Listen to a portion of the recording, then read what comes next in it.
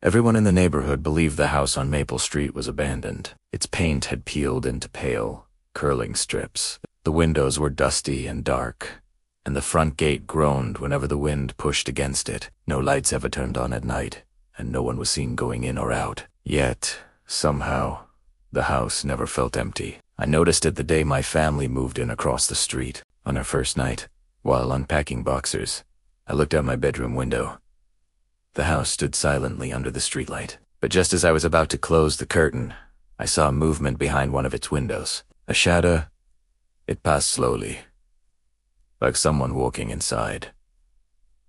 I told myself it was just my imagination. The next morning, I asked my neighbor, Mr. Harris, about the house. "No one lives there," he said quickly.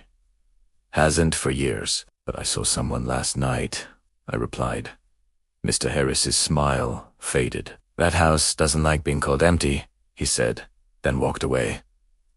His words stayed with me. That evening, strange things began to happen. As I was doing homework, I heard faint laughter drifting through my open window. It wasn't loud or clear, just a soft sound, like memories echoing. When I listened carefully, it stopped. Later that night, lights flickered in the empty house. One room glowed for a few seconds, then went dark again. No electricity, no residents, no explanation. Days passed, and the feeling grew stronger. Every time I walked by the house, I felt eyes on me, not threatening, watchful. One afternoon, curiosity overcame fear. I crossed the street and stood in front of the house. The air felt cooler there, heavier. The front door was slightly open, even though no one ever touched it.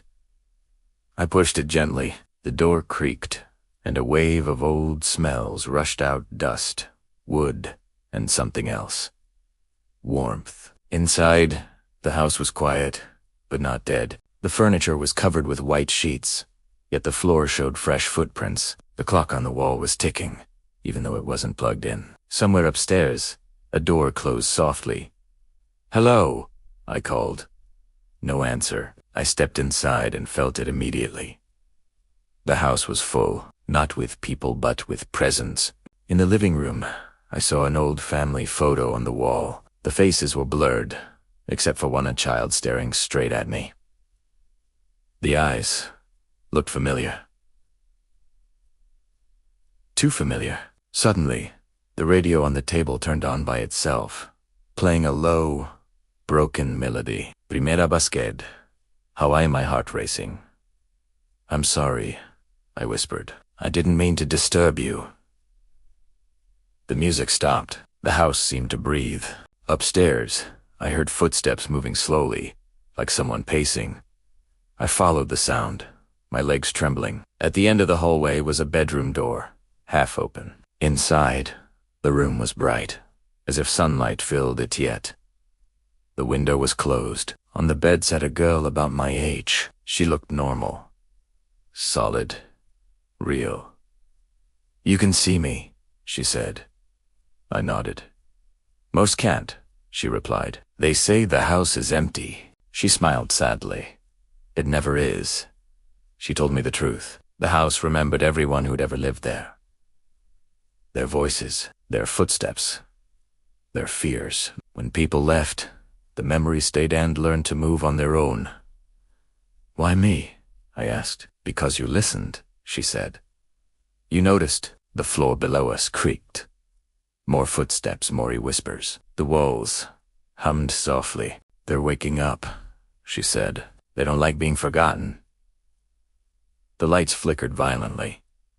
The air grew cold. "Go," she urged, "before the house decides you belong here." I ran. The door slammed shut behind me as I stumbled into the street. My hands shook as I turned back. The house was silent again. Dark. Still. Empty. Weeks passed. Life returned to normal. I almost convinced myself it was all a dream.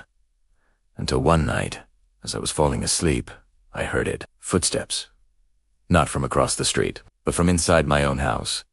And in the silence, I understood the truth. Some houses don't need people to stay alive. They only need to be remembered. And once they know you remember them, They are never empty again.